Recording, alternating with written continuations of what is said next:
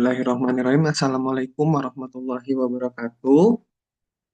Perkenalkan, saya Dr. Muhammad Fadil MKes dari Departemen Ilmu Kedokteran Dasar, Divisi Farmakologi dan Terapi, Fakultas Kedokteran Universitas Pasundan.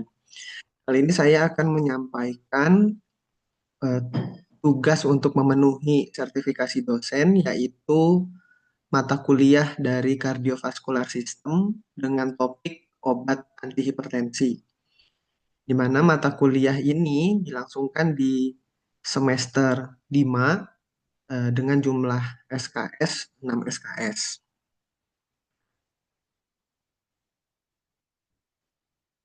Berikutnya adalah capaian pembelajaran lulusan yang dicapai pada mata kuliah ini. Ada beberapa CPL yang sesuai dengan CPL di Fakultas Kedokteran, ada CPL yang ketiga, yaitu mampu merefleksi diri, mengidentifikasi kebutuhan belajar, menerima umpan balik, serta mengembangkan kemampuan belajar sepanjang hayat dan adaptasi profesional.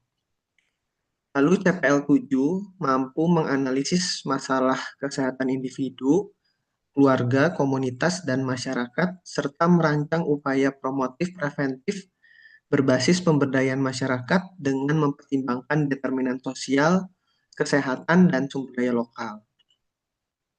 Lalu CPL 8 mampu mengintegrasikan ilmu biomedik, humaniora kedokteran, kedokteran klinik, dan kesehatan masyarakat secara kritis, analitis, dan berbasis bukti ilmiah untuk menjelaskan mekanisme, menganalisis masalah kesehatan, serta menghasilkan dan mendiseminasikan karya ilmiah sesuai dengan perannya sebagai mahasiswa kedokteran. CPL 10 mampu mengintegrasikan pengetahuan dan bukti ilmiah melalui pemikiran kritis, metakognitif, pemikiran sistem atau system thinking, dan pemikiran design thinking, untuk menganalisis masalah kesehatan, mengembangkan gagasan dan solusi inovatif, serta berkontribusi pada pengembangan keilmuan dan pemberdayaan masyarakat sesuai dengan perannya sebagai calon dokter. Untuk capaian pembelajaran mata kuliah atau CPMK-nya sendiri, ada beberapa. Yang pertama, CPMK 1, di mana pada akhir mata kuliah ini mahasiswa mampu menjelaskan dan mengintegrasikan konsep, prinsip, dan mekanisme ilmu kedokteran dasar, ilmu kedokteran klinis, dan ilmu pendidikan kedokteran berdasarkan sistem organ dan tahapan kehidupan manusia pada kondisi normal maupun gangguan kesehatan. CPMK yang kedua, pada akhir mata kuliah ini, mahasiswa mampu menganalisis masalah kesehatan pada individu, keluarga, dan masyarakat melalui integrasi ilmu biomedik, ilmu kedokteran klinis, dan kesehatan masyarakat secara kritis dan berbasis bukti ilmiah. CPMK yang ketiga, pada akhir mata kuliah ini, mahasiswa mampu menerapkan penalaran ilmiah, berpikir kritis, sistem thinking, dan pendekatan design thinking dalam mengidentifikasi kebutuhan, menganalisis masalah kesehatan, serta mengembangkan alternatif solusi yang inovatif dan relevan. CPMK yang keempat, pada akhir mata kuliah ini mahasiswa mampu memanfaatkan informasi ilmiah, melakukan refleksi diri, mengidentifikasi kebutuhan belajar, dan mengembangkan pembelajaran sepanjang hayat untuk mendukung pengembangan profesional berkelanjutan. Dari CPL-CPMK tadi, ada juga sub CPMK-nya, di mana pada mata kuliah ini sub CPMK-nya adalah kurang lebih sebanyak 45 sub CPMK. Nah, dikhususkan dengan mata kuliah saya, yaitu dan juga saya sebagai dosen farmakologi, itu terdapat di sub CPMK 8, di mana mampu mengaplikasikan ilmu kedokteran dasar farmakologi pada jantung dan mediastinum terhadap klinis pada sistem kardiovaskular. Lalu ada sub CPMK 18, di mana di sini mampu mengaplikasikan ilmu kedokteran dasar farmakologi pada sistem sirkulasi, pembuluh darah, dan pembuluh limfatik terhadap klinis pada sistem kardiovaskular. Lalu juga ada sub CPMK 42, mampu mengetahui pembaharuan keilmuan terbaru dari aspek-aspek ilmu kedokteran klinis pada sistem kardiovaskular, terutamanya adalah obat kardiovaskular. Nah, materi pembelajarannya sesuai yang saya sampaikan di awal adalah topiknya adalah untuk obat antihipertensi, jadi mengidentifikasi faktor-faktor yang mengontrol tekanan darah, menguraikan kelas-kelas farmakologis obat yang digunakan dalam pengobatan hipertensi, menjelaskan mekanisme kerja, penggunaan terapeutik dan efek samping umum dan kontraindikasi dari setiap kelas obat, lalu memilih obat antihipertensi yang sesuai untuk mengobati pasien tertentu berdasarkan kemanjuran dan keamanannya. Untuk metodenya, sistem dan metode pembelajaran, di sini ada dua metode atau mode pembelajaran, yaitu yang pertama adalah tatap muka atau luring. Di situ ada kuliah interaktif, diskusi, dan pemberian kuis ketika pembelajaran berlangsung. Lalu ada juga via LMS atau Learning Management System, ini untuk daringnya, dilakukan pretest sebelum materi tatap muka, lalu ada materi warming up sebelum tatap muka juga itu di LMS, lalu ada post test itu setelah tatap muka, nanti mahasiswa juga tetap mengerjakan post test setelah materi tatap muka, lalu ada tugas mandiri setelah tatap muka, dan ada umpan balik. Terima kasih, itu yang saya sampaikan atas perhatiannya. Berikutnya adalah untuk melakukan kegiatan kelas tatap muka. Sekian, Assalamualaikum warahmatullahi wabarakatuh. Bismillahirrahmanirrahim. Assalamualaikum warahmatullahi wabarakatuh. Waalaikumsalam warahmatullahi wabarakatuh. Ya, selamat siang adik-adik sekalian. Hari ini saya akan menyampaikan tentang obat antihipertensi ya. Tujuannya buat kalian buat tahu bagaimana mekanisme aksi dari obat antihipertensi, terus dari hipertensinya itu sendiri, dan efek samping dari obat antihipertensi. Nah, jadi nanti kalau misalnya saya akan sampaikan ada beberapa pertanyaan juga, mungkin tolong dijawab dengan baik, dan ada kuisnya juga. Dan di akhirnya nanti ada sesi untuk kalian mengerjakan tugas secara individu di LMS ya, seperti biasa gitu. Nah, ini adalah klasifikasi hipertensi berdasarkan GNC 8. Nah, dikatakan hipertensi itu kalau di sini ya deh, hypertension stage 1, dia sistoliknya 140 sampai 109, atau diastoliknya 90 sampai 99 gitu ya. Ini stage 2, lalu ada hipertensi krisis. Nah, di sini yang 120 sampai 139 atau 80 sampai 89 itu aja sudah masuk ke pre-hipertensi. Maka ini juga harus kalian perhatikan.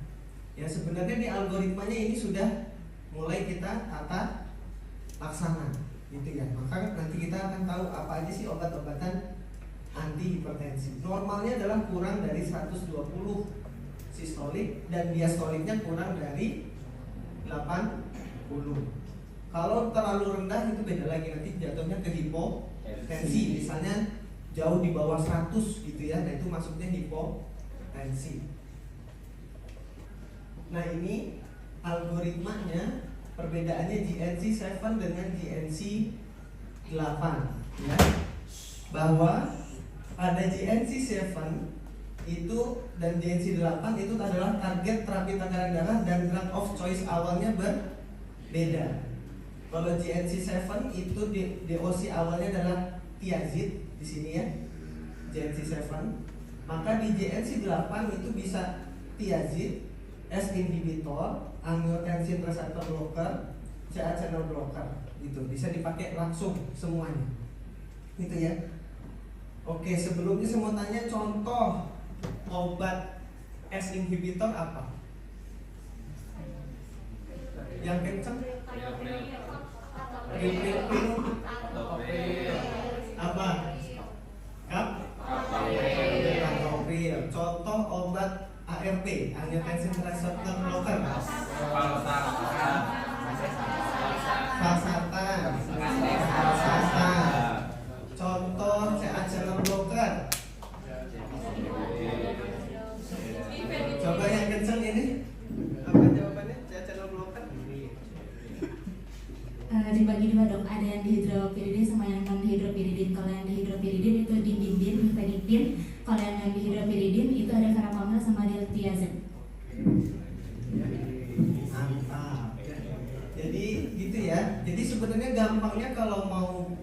membagi obat antihipertensi, klasifikasinya itu kita bagi jadi A, B, C, dan D. A itu golongan apa? So, A golongan apa? S inhibitor dan ARB. Ya, itu adalah golongan yang A, S inhibitor dan ARB. S inhibitor contohnya apa? Yang belakangnya adalah pril, captopril, lisinopril dan sebagainya. Kalau ARB, angiotensin reseptor blocker, contohnya belakangnya yang tan. Apa aja? Kandesartan, losartan, irbesartan, itu adalah ARB. CA channel blocker, contohnya apa tadi sudah disampaikan oleh siapa nih namanya? Audrina, ya. Jadi itu di belakangnya adalah yang dihidropiridin dan non dihidropiridin. Yang dihidropiridin contohnya amlodipin nomor 1, nifedipin, nikardipin. Yang non dihidropiridin cuma 2, apa aja? Verapamil dan diltiazem. A udah, B udah, C udah, terakhir D. D-nya apa? Diuretik. Contoh diuretik di sini ada nggak? Ada nggak contoh diuretik di sini? Apa? Tiazid. Contoh obatnya apa? Ada yang tahu?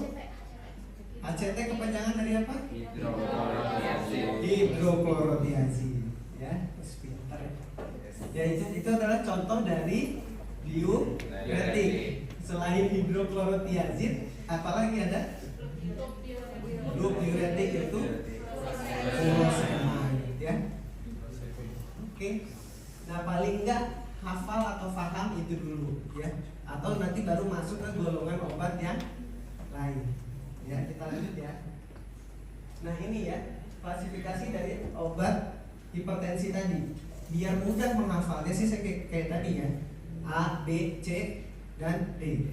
Nah, yang perlu kalian perhatikan di sini ada terpisah, yaitu adalah spironolakton. Spironolakton masuk golongan apa, Dek? Diuretik. Kenapa dipisahkan di sini dia?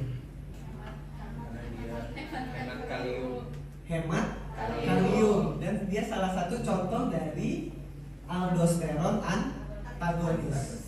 Belajar hipertensi kalian harus tahu yang dinamakan RAAS, yaitu belajar di fisiologi renin, angiotensin, aldosteron, sistem RAAS. Nah, kalau bisa paham fisiologinya, paham juga obatnya, gitu ya. Nah, contohnya di sini, spironolakton ini dia termasuk diuretik sebenarnya, tapi dia hemat kalium. Kalau hemat kalium apa yang terjadi? Apa yang terjadi kalau hemat kalium? Hiperkalemia. Kalau hiperkalemia apa yang terjadi? Gangguan irama jantung atau aritmia. Aritmianya apa? Hah? Bukan supraventrikular takikardi dong. Kan kita lihat kalau hiperkalemi gelombang T-nya terjadi titol ya, atau peak T-wave gitu ya, titol. Nah, itu adalah dari efek samping dari hemat kalium. Nah, ini obat-obat yang lain ya. Beta blocker contohnya apa? Bisoprolol. Yang B tadi kita kelewat ya, yang B. Propanolol, bisoprolol, atenolol, yang belakangnya lol. Itu adalah yang beta blocker. Gampang ya. Kita lanjut. Nah, kombinasi obat antihipertensi yang tidak boleh dikombinasikan adalah reseptor angiotensin penghambat atau ARB, angiotensin reseptor blocker, dengan S inhibitor. Tidak boleh, karena dia masih satu tempat dalam bekerjanya, masih di RAA sistemnya, itu masih berdekatan. Maka dia tidak boleh diberikan barengan. Kalau maupun kombinasi, misalnya S inhibitor captopril Kombinasi dengan diuretik boleh. Apakah itu tiazid dengan furosemid? Bisa. Walaupun ada efek diuretiknya enggak si S inhibitor? Ada enggak? Apakah S inhibitor captopril bisa diberikan pada pasien gagal jantung? Bisa enggak? S inhibitor? Bisa, karena S inhibitor akan mengatasi preload dan afterload. Pada pasien gagal jantung itu ada gangguan di preloadnya dan afterloadnya. S inhibitor dia bekerja di keduanya, baik di preload maupun di afterload. Ya, kalau diuretik dia kerjanya hanya di mana? Di preloadnya aja. Kalau kita ngomongin gagal jantung, itu ya. Ini macam-macamnya obat antihipertensi, sebenarnya lebih banyak lagi dari tadi yang disebutkan. Ya, ada yang sentral adrenergic inhibitor. Nanti ada yang belum kita masukkan juga. Ini diuretik ya.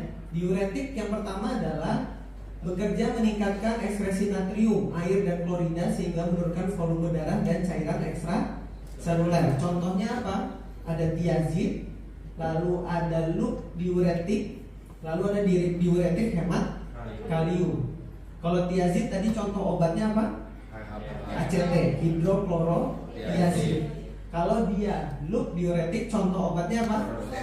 Furosemid. Kalau diuretik hemat kalium, spironolactone. Gitu ya. Ingat semua hidup ya. Nah ini contoh obatnya yang sering dipakai: amiloride, triamterene, spironolactone, eplerenone, dan sebagainya.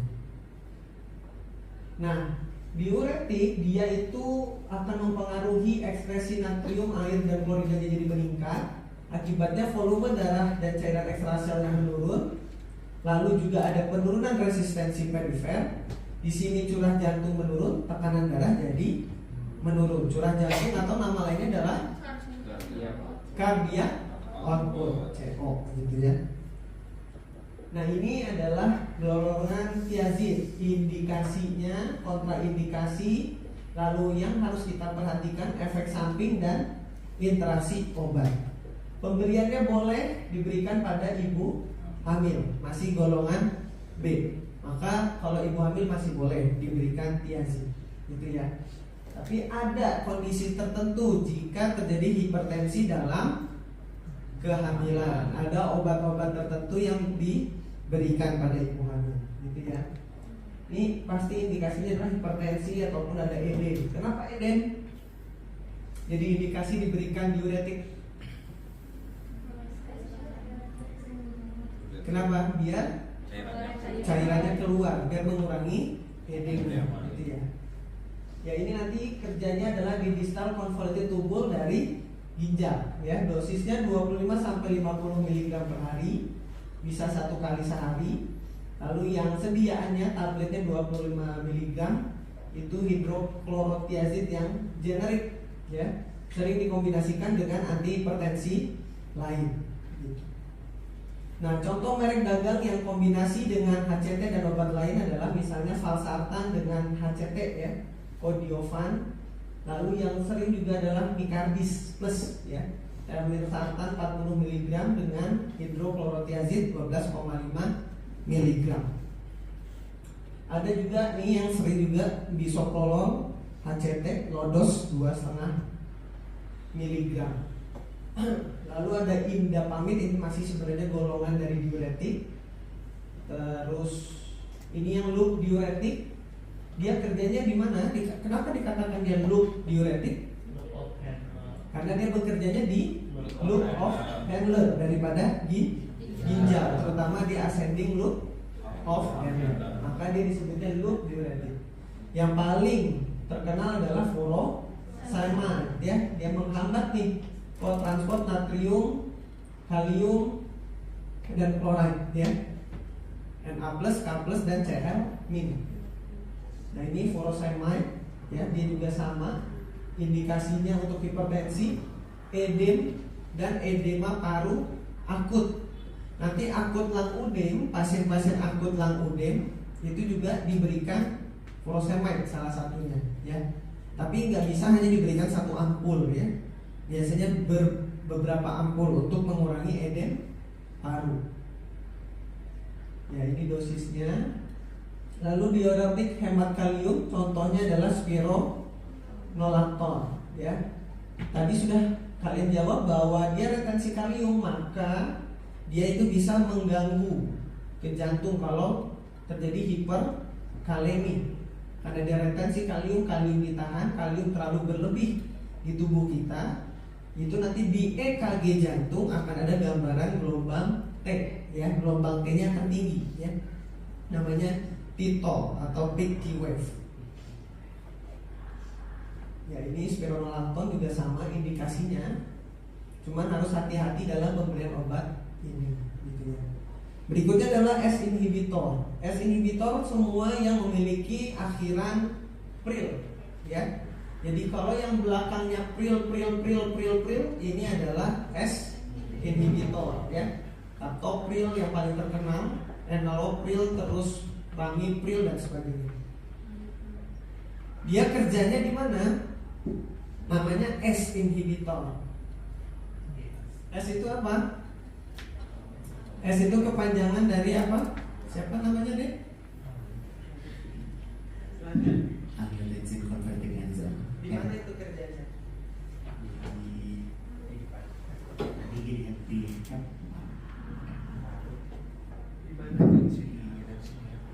Oke. Jadi angiotensin converting enzyme itu adalah mengubah apa dari apa? Oke. Angiotensin 1 jadi angiotensin 2. Di mana?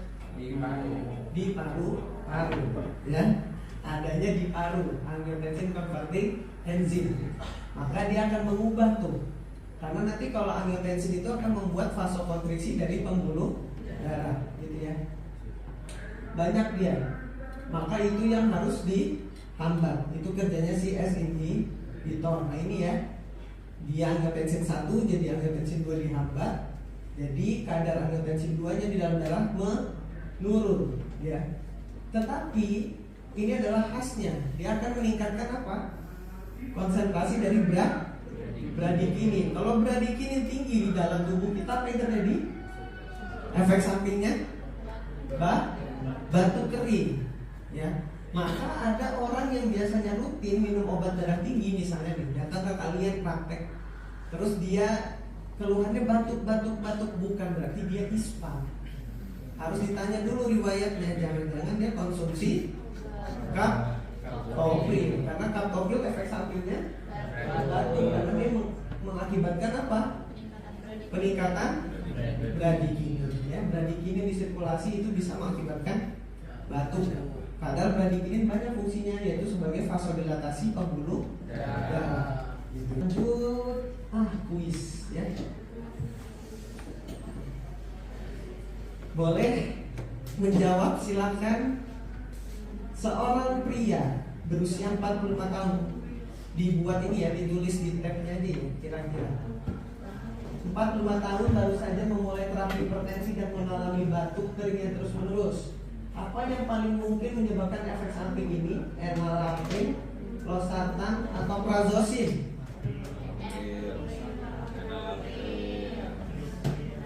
Apa?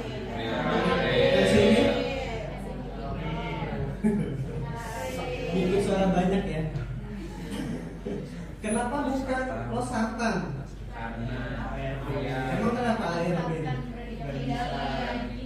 tidak apa? Tidak meningkatkan bradikinin. Prazosin untuk apa kerjanya, di mana dia? Alfa 1 blocker. Ganggu nggak? Buat batuk nggak? Jadi jawabannya adalah Oke. Ya, jawabannya adalah enak. Alasannya karena akumulasi bradikinin. Kita lanjut. Seorang pasien kembali ke perjalanan kesehatannya untuk pemantauan rutin 3 bulan setelah regimen hipertensinya dimodifikasi. Hasil laboratorium menunjukkan peningkatan kalium serum. Berarti dia mengalami apa ini? Hiperkalemia. Apa kemungkinan besar yang menyebabkan hiperkalemia di sini?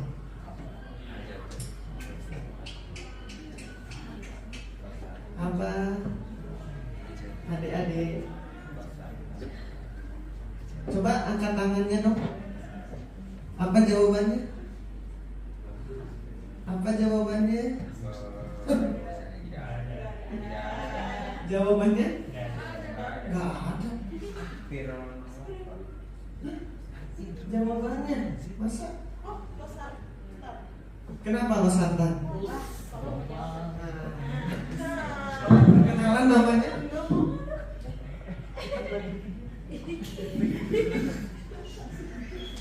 Apa jawabannya?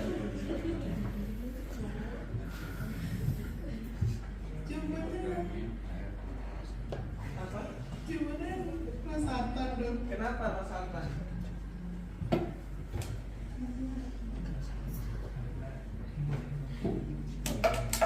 Ya udah. Karena losartan, gitu ya. Jadi jawabannya kita lihat ya. Kenapa nggak jawab hidroklorotiazid? Dia tidak makan. Hah? Dia diuretik bukan? Tapi hemat kalium bukan? Bukan, jadi aman. Kenapa bukan furosemide?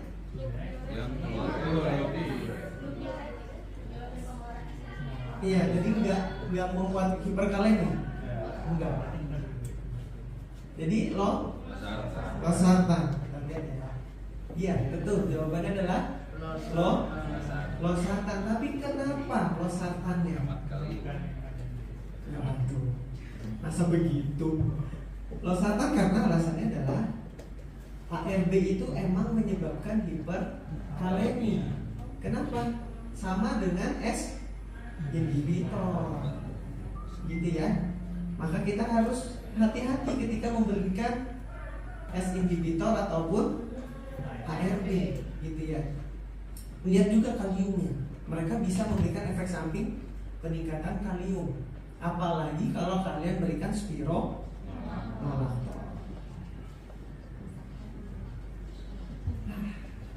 Manakah pilihan yang tepat untuk hipertensi sama kehamilan? Kenapa bukan valsartan? Kenapa bukan fosinopril? Kenapa dia? Depresi. Ya, jawabannya adalah metil. Karena S dan ARB dapat menyebabkan agenesia dan gagal ginjal pada janin. Kalau dia terjadi oligohidramnion, ya. Apa artinya oligohidramnion? Cairan ketubannya sedikit.